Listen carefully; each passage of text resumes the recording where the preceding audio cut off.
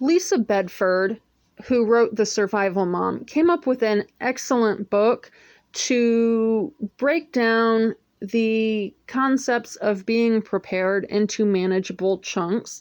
And she put together this sort of workbook style book to help you figure out what your family actually needs.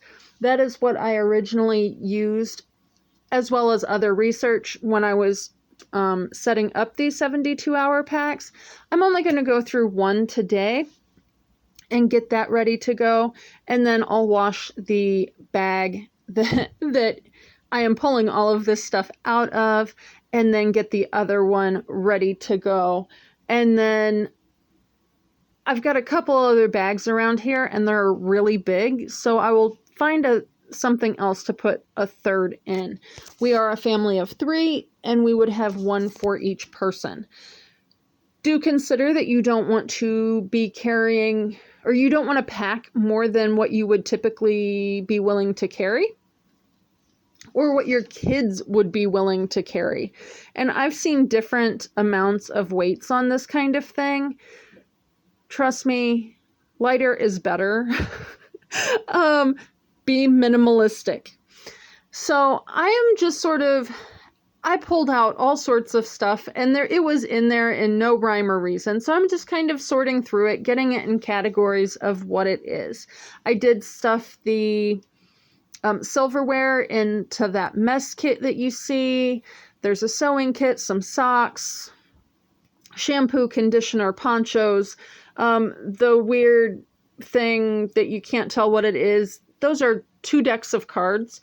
There's also toilet paper, first aid kit, and then like a hand warmer thing.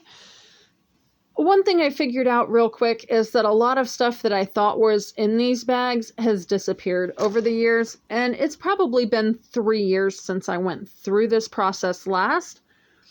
I would highly recommend getting a reminder in your to-do list or your calendar somehow to check these over every 6 months or so. I know I would like to start doing this probably at the time change when I check my smoke alarms and carbon monoxide detectors. So I am just kind of putting things in here where I think they might be most easily accessible. And one thing I like about these sling style bags is that they are designed to carry the load evenly, even though there's only one shoulder strap, and they have lots of little pockets. So like the pens and pencil, I put in a zippered pouch. These are all going into pockets that I don't even know what they would be for if you were carrying this to school, honestly. But they do make it very easy to do this. So I am just kind of setting up her toiletry kit area in this front portion of the bag, as well as some of the comfort items or stuff that she would want to have easy access to. A first aid kit if somebody's bleeding or something is best easily accessible, so that's why I stuck that in that front pocket. The toiletry kit and like some of the entertainment type items are in the other front pocket for easy breaks. And then the bigger, bulkier items are going in that main portion of the bag. I'm not putting all of this back in, just 1 or 2 or 3. I think I did 3 of the emergency blankets and 1 poncho per person. That is actually a flint and steel. I will probably find some form of fire starter for her, but quite frankly, she eats a lot of things cold anyway, even when I think it would be disgusting. And the stuff that I have in here for her, food-wise, at this point, doesn't actually need cooked. So obviously, in a cold weather type situation, a fire would be good to keep warm, but she doesn't necessarily need it to cook. Now, keep in mind, my daughter is 15, so I would trust her with fire. I trust her in the kitchen, so you know.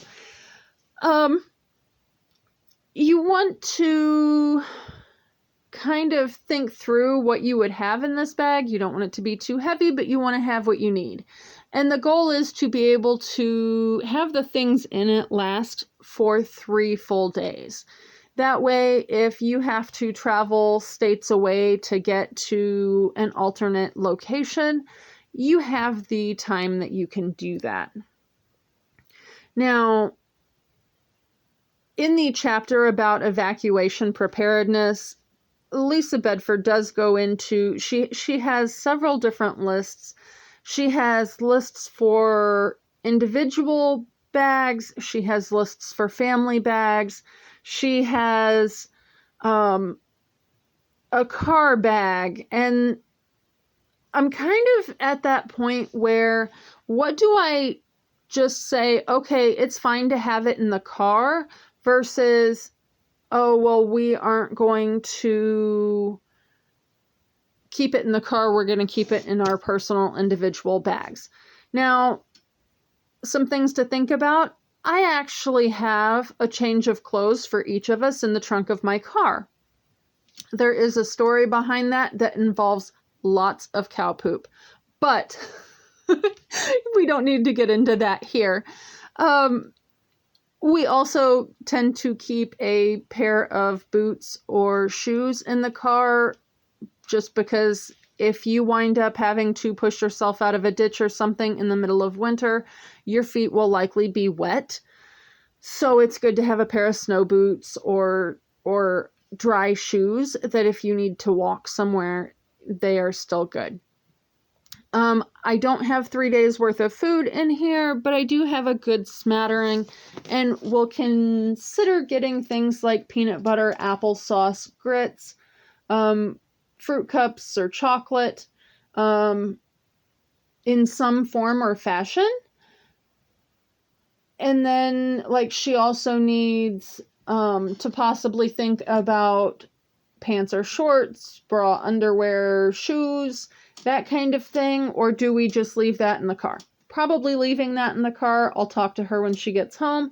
She doesn't have a can opener in here, so I'll probably get one of the little army, like, can opener things.